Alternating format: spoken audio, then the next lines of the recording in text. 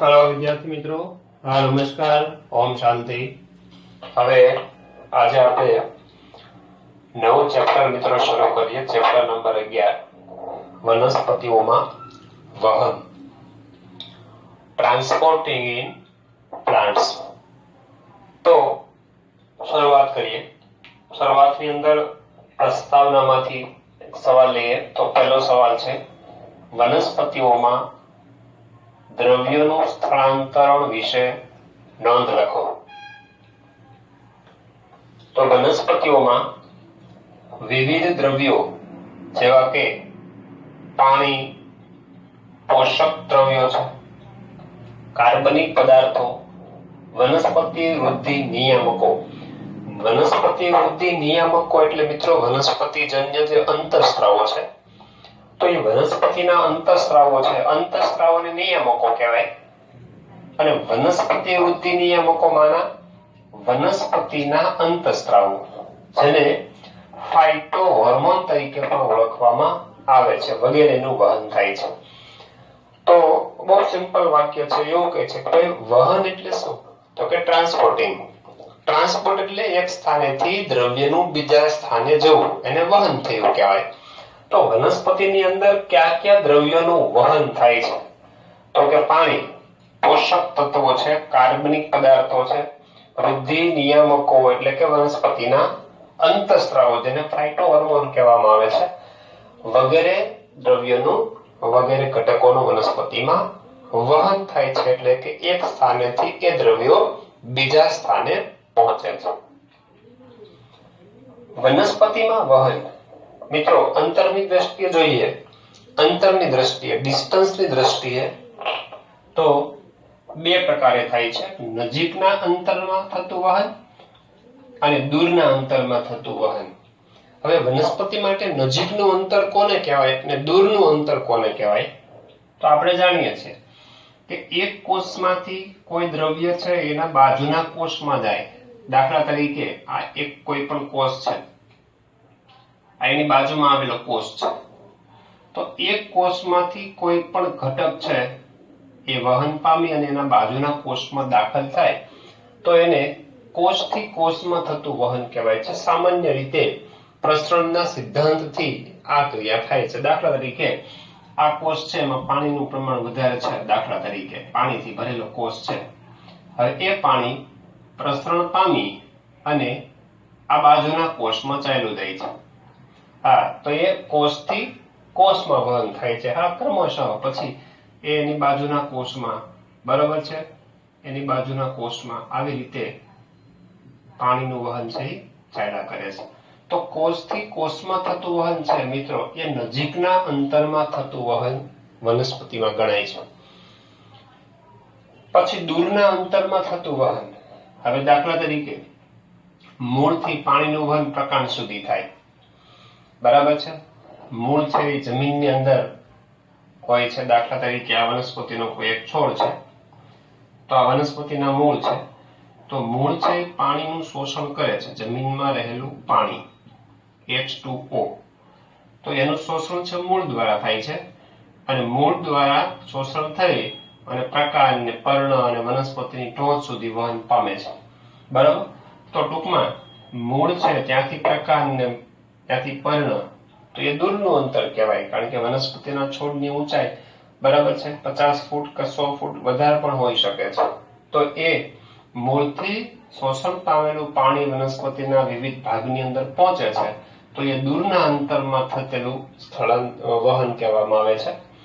પછી પર્ણની અંદર ખોરાક તૈયાર થાય છે, બરાબર, આપણે જાણીએ છીએ પર્ણમાં પ્રકાશ સંશ્લેષણની ક્રિયા થાય અને પ્રકાશ સંશ્લેષણથી ગ્લુકોઝ બને છે। હા, તો એ ખોરાકની જરૂરિયાત પર્ણને પણ છે, પ્રકાંડને પણ છે અને મૂળને પણ છે। તો પર્ણથી પ્રકાંડ અને પર્ણથી મૂળ સુધી ખોરાકનું જે વહન થાય છે મિત્રો એ પણ દૂરનું અંતર છે। કહેવાનો મતલબ મૂળથી પ્રકાંડ અને પર્ણ તરફ અને પર્ણથી પ્રકાંડ કે મૂળ તરફ જે વહન થાય છે ઘટકોનું, દ્રવ્યનું, એ દૂરના અંતરમાં થતું વહન કહેવામાં આવે છે। અને આ દૂર અંતરની અંદર જે વહન થાય છે મિત્રો એને સ્થળાંતરણ કહેવામાં આવે છે. શું કહેવામાં આવે છે? સ્થળાંતરણ કહેવામાં આવે છે. જે એટલે કે સ્થળાંતરણની ક્રિયા જલવાહક અને અનવાહક જેવી જટિલ પેશીઓ દ્વારા વહન થાય છે. હવે આપણને ખ્યાલ છે, આપણે બે બાબતો હમણાં અહીંયા જોઈ કે મૂળ દ્વારા શોષાયેલું પાણી છે વનસ્પતિના વિવિધ ભાગોમાં એટલે કે પ્રકાંડ અને પર્ણ સુધી પહોંચાડે છે. હા, તો એ ક્રિયા છે, જાણો છો મિત્રો, જલવાહક પેશી દ્વારા થાય છે. અને પર્ણ દ્વારા જે તૈયાર થયેલો ખોરાક છે એ પ્રકાંડ અને મૂળની અંદર વહન પામે છે. એ વહનનું કાર્ય છે, ખોરાકનું વહનની ક્રિયા એ અનવાહક પેશી દ્વારા થાય છે. અને જલવાહક પેશી અને અનવાહક પેશી છે એ મિત્રો કેવી પેશી છે? જટિલ પેશીઓ છે. આપણે ભણી ગયા, બરાબર છે. જટિલ પેશી શા માટે કહેવાય? તો સ્થળાંતરણ દૂરના અંતરમાં થતી ક્રિયા છે, જે વાહક પેશીઓ દ્વારા થાય છે, એટલે કે જલવાહક અને અનવાહક જેવી જટિલ પેશીઓ દ્વારા થાય છે. પ્રાણીઓની સરખામણીમાં વનસ્પતિમાં દૂર સુધી દ્રવ્યોનું વહન થાય છે. કેમ એવું કહે છે?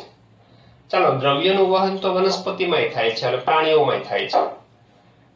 પણ પ્રાણીઓની સાપેક્ષમાં જોઈએ તો વનસ્પતિનું કદ છે મોટું છે. વનસ્પતિ ખૂબ જ ઊંચી હોઈ શકે છે, 10 ફૂટ, 20 ફૂટ, બરાબર, 50 ફૂટ કે 100 ફૂટ કે એના કરતા પણ વધુ ઊંચાઈની વનસ્પતિઓ હોઈ શકે છે, જાણો છો. હવે મૂળથી લઈ અને પર્ણની, બરાબર, કે વનસ્પતિની ટોચ સુધી જે પાણી પહોંચે છે તો ખૂબ જ દૂરનું અંતર છે, બરાબર. જ્યારે પ્રાણીઓના કદ છે વનસ્પતિની સાપેક્ષમાં નાના છે, બરાબર. તો પ્રાણીઓની સરખામણીમાં વનસ્પતિમાં દૂર સુધી દ્રવ્યનું વહન થાય છે. જો કે વનસ્પતિમાં પરિવહન તંત્ર અને આંતરકોષીય દ્રવ્યનો અભાવ હોય છે. એટલે કે વનસ્પતિની અંદર કોઈ આંતરકોષીય દ્રવ્ય અને વિશિષ્ટ પ્રકારનું જે પરિવહન તંત્ર જે પ્રાણીઓમાં જોવા મળે છે એવું વનસ્પતિમાં જોવા મળતું નથી. વનસ્પતિના મૂળ દ્વારા પાણીનું શોષણ થાય છે, જાણીએ છીએ આપણે, બરાબર છે. વનસ્પતિના મૂળ દ્વારા પાણીનું શોષણ થાય અને તે પર્ણ અને પ્રકાંડની ટોચ સુધી વહન પામે છે. મૂળ દ્વારા જે પાણીનું શોષણ થાય છે તે જલવાહક પેશી દ્વારા પ્રકાંડ સુધી અને પર્ણ સુધી, છેક પ્રકાંડની ટોચ સુધી, જેટલી વનસ્પતિની ઊંચાઈ હોય એ ટોચ સુધી છે પાણી પહોંચે છે. પર્ણોમાં પ્રકાશ સંશ્લેષણથી ખોરાકનું નિર્માણ થાય છે. હમણાં આપણે વાત કરી કે પર્ણ છે એ વનસ્પતિમાં પ્રકાશ સંશ્લેષણનું સ્થાન છે. તો પર્ણોમાં પ્રકાશ સંશ્લેષણથી ખોરાકનું નિર્માણ થાય. તે ખોરાક વનસ્પતિના મૂળ સહિત બધા જ ભાગોમાં વહન પામે છે. ચાલો, પ્રકાશ સંશ્લેષણનું મુખ્ય સ્થાન છે એ પર્ણ છે, લીલું અંગ, અને ખાસ કરીને પર્ણ, જાણો છો. તો એમાં પ્રકાશ સંશ્લેષણથી જે ખોરાક બને એ ખોરાકની જરૂરિયાત કોને છે? પર્ણને પણ છે. એ ખોરાક પોતાના માટે પણ વાપરે, વહન પામીને પ્રકાંડમાં પણ આવે છે અને મૂળ સુધી પણ વહન થાય છે, જે કાર્ય સાથે જટિલ અનવાહક પેશી છે સંકળાયેલી છે. આ ઉપરાંત વનસ્પતિના એક કોષમાંથી બીજા કોષમાં તેમજ કોષની પટલીય સંરચનાની આરપાર દ્રવ્યોનું વહન થાય છે. તો હમણાં આપણે વાત કરી મિત્રો કે નજીકના અંતરમાં જે વહન થાય છે તો એક કોષમાંથી એની બાજુમાં આવેલા કોષમાં, બરાબર, એક કોષમાંથી બીજા કોષમાં તેમજ કોષની પટલીય સંરચનાની આરપાર. એટલે શું કહેવા માંગે છે? હવે માની લો કે આ એક કોષ છે,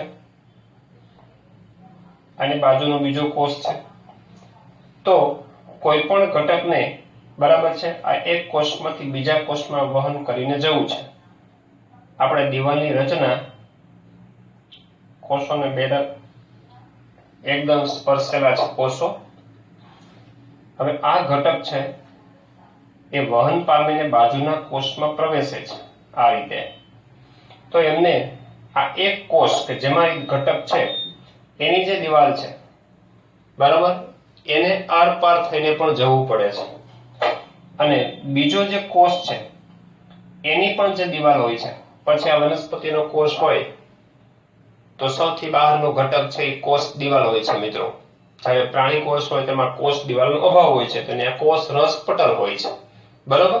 પણ ટૂંકમાં જે તે કોષ હોય એની જે પટલમય રચના હોય છે, બરાબર, કોષની પટલમય સંરચનાની આરપાર, એટલે એક કોષમાંથી ઘટકને બાજુના બીજા કોષમાં જવું હોય તો એ કોષની જે બહારની દિવાલ છે, આવરણ છે, એને આરપાર થઈને જવું પડે છે.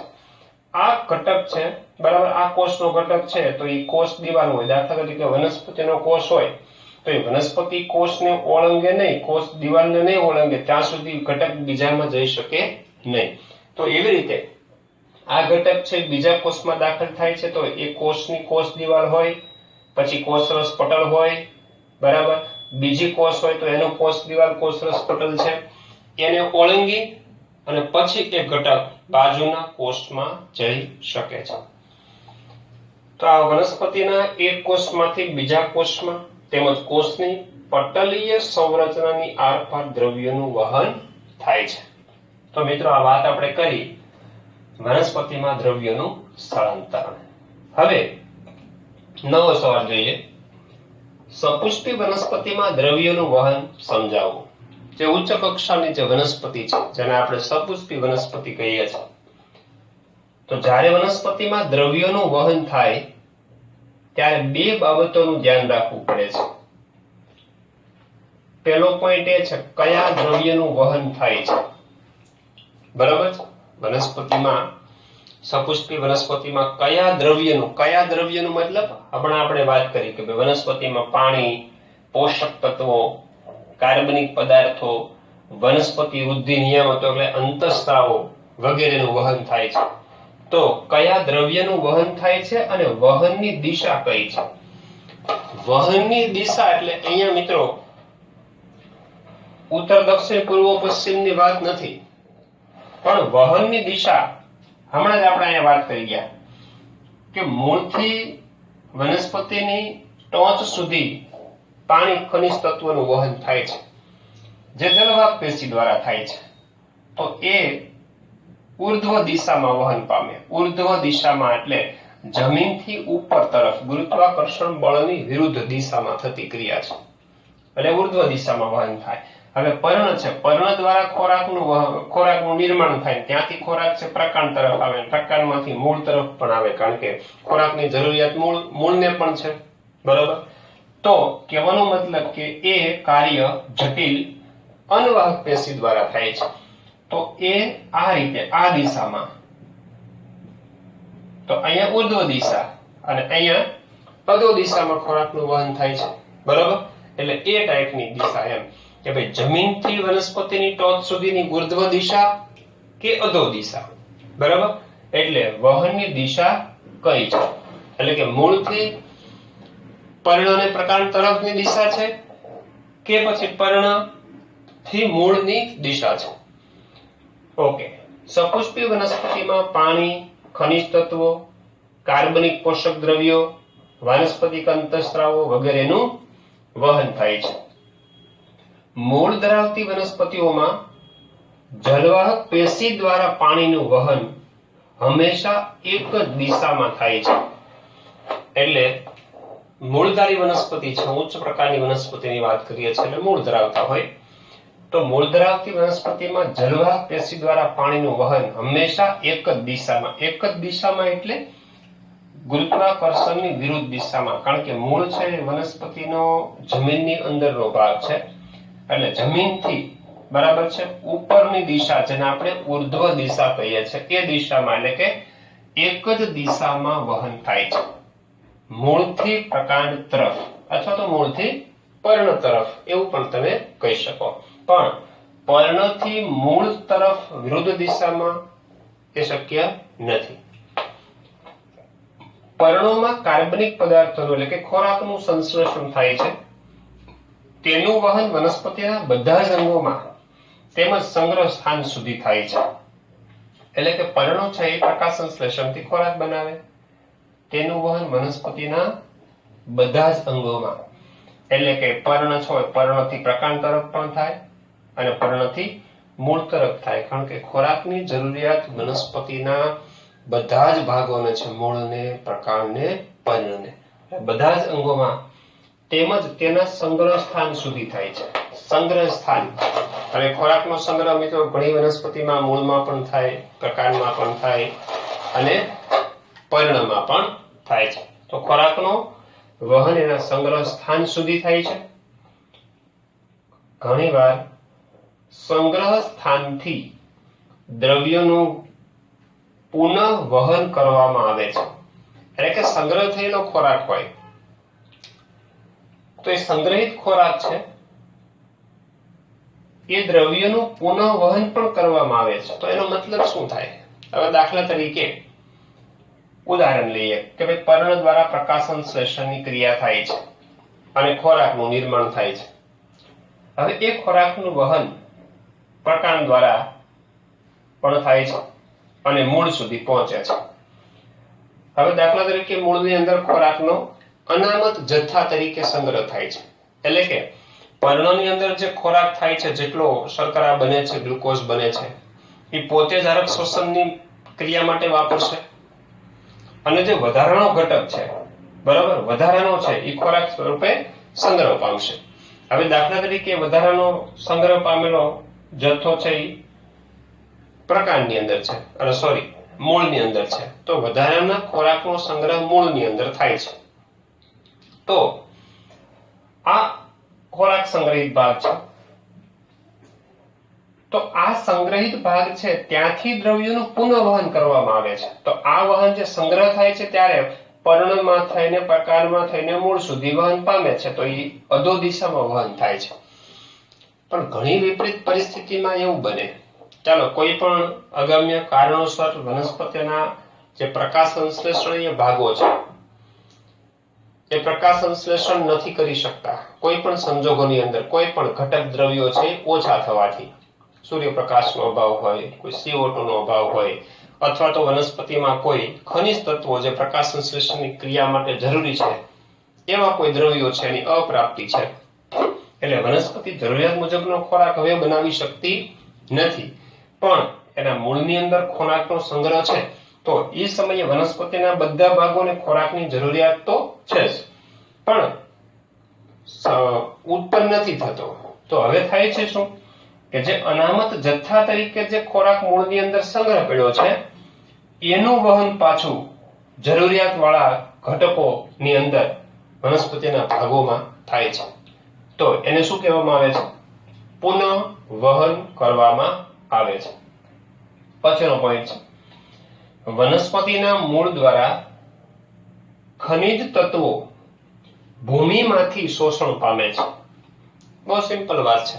મૂળ દ્વારા ખનિજ તત્વો છે, બરાબર, જમીનમાંથી તે શોષણ પામે છે અને ત્યાંથી તેમનું વહન પ્રકાંડ, પર્ણ તથા વનસ્પતિના વૃદ્ધિ પામતા ભાગો તરફ થાય છે.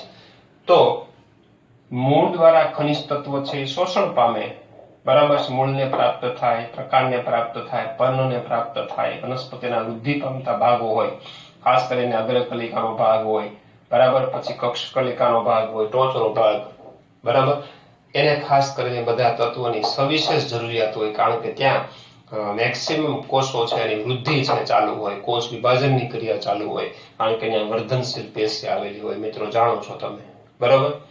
તો વનસ્પતિના મૂળ દ્વારા ખનિજ તત્વો ભૂમિમાંથી શોષણ પામે, ત્યાંથી તેમનું વહન પ્રકાંડ અને પર્ણો તથા વનસ્પતિના જે વૃદ્ધિ પામતા ભાગો છે એના તરફ થાય છે.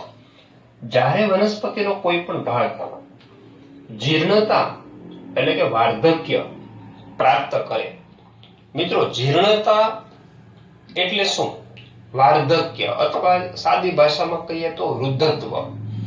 કોઈ વનસ્પતિનું દાખલા તરીકે આ પર્ણ છે, આ છોડ છે એ મોટો થઈ ગયો, જેમ જેમ અગ્રકલિકાથી વૃદ્ધિ થતો જાય, છોડ મોટો થતો જાય, એમ નવા પર્ણો, ડાળીઓ, શાખાઓ છે આવતી જાય છે.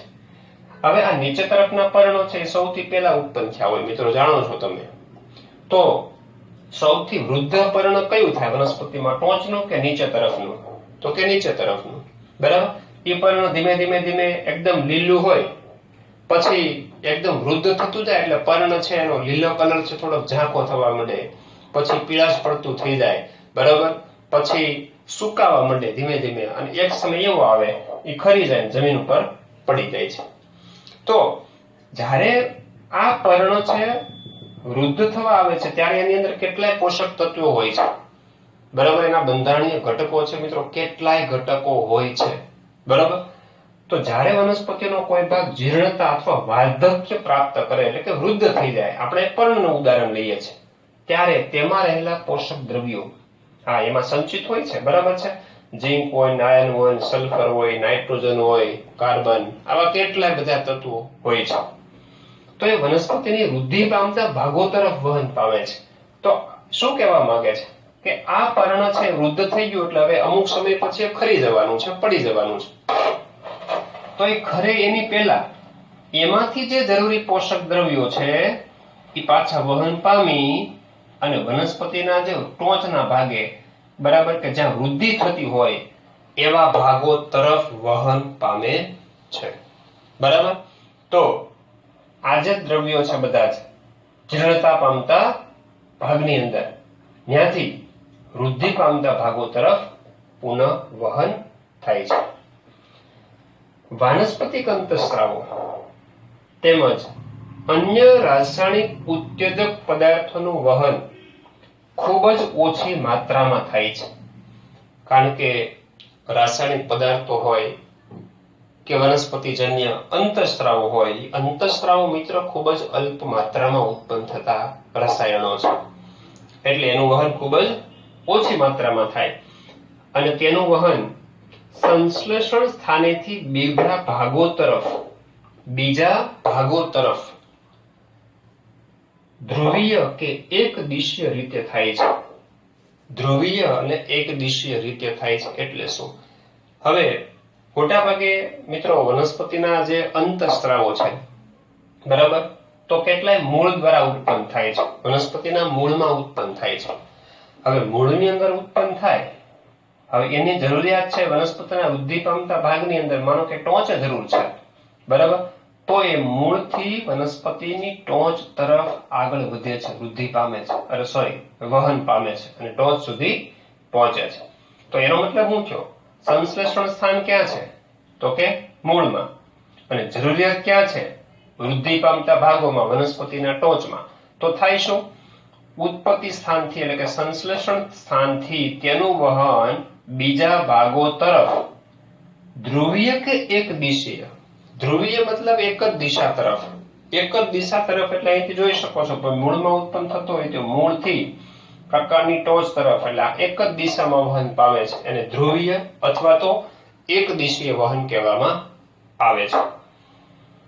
હા, તો મિત્રો આપણે હમણાં જોઈ ગયા કે ભાઈ દૂરના અંતરની અંદર મૂળથી પ્રકાંડ અને પર્ણ તરફ વહન થાય છે અને પર્ણથી પ્રકાંડ અને મૂળ દ્વારા પણ વહન થાય છે.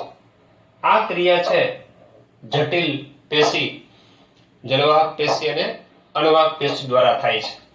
તો જલવાહક પેશી છે એની અંદર મિત્રો દ્રવ્યનું વહન, બરાબર, મૂળથી પ્રકાંડ તરફ થાય છે. પાણીનું વહન થાય, ક્ષારનું વહન થાય, બરાબર, કેટલાક નાઇટ્રોજન યુક્ત દ્રવ્યનું પણ વહન થાય. અને આપણે હમણાં વાત કરી ફાઇટો હોર્મોન્સ એટલે કે વનસ્પતિજન્ય જે અંતઃસ્રાવોનું વહન થાય છે. તો આ વહન છે મૂળથી વનસ્પતિના વિવિધ ભાગો તરફ, આ વહન છે એને એક દિશીય વહન કહેવામાં આવે છે. જલવાહક પેશી દ્વારા થતું વહન છે એક દિશીય છે અથવા એને ધ્રુવીય કહેવામાં આવે છે. જ્યારે અનવાહક પેશી છે તો અનવાહક પેશી શું કાર્ય કરે છે? તો કે પર્ણથી ખોરાકનું વહન વનસ્પતિના વિવિધ ભાગો તરફ કરે છે, બરાબર છે, અને એ દરમિયાન ક્યારેક અકાર્બનિક ઘટકોનું વહન પણ કરે છે. તો કહેવાનો મતલબ છે અનવાહક પેશીમાં જે વહન થાય છે એ વહન પર્ણથી મૂળ તરફ, તો એ કઈ દિશા થઈ? નીચેની તરફ દિશા, અધો દિશા.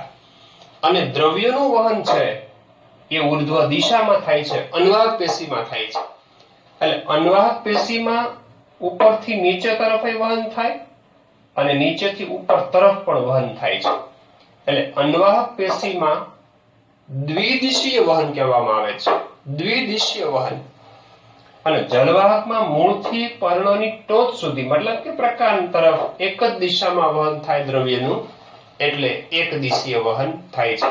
ટૂંકમાં કેવું હોય તો એક વાક્યમાં કે જલવાહક પેશીમાં થતું વહન છે એક માર્ગીય અથવા ધ્રુવીય છે અથવા એક દિશીય છે, અને અનવાહક પેશીમાં થતું વહન છે દ્વિદિશીય છે. છેલ્લું વાક્ય જોઈએ મિત્રો.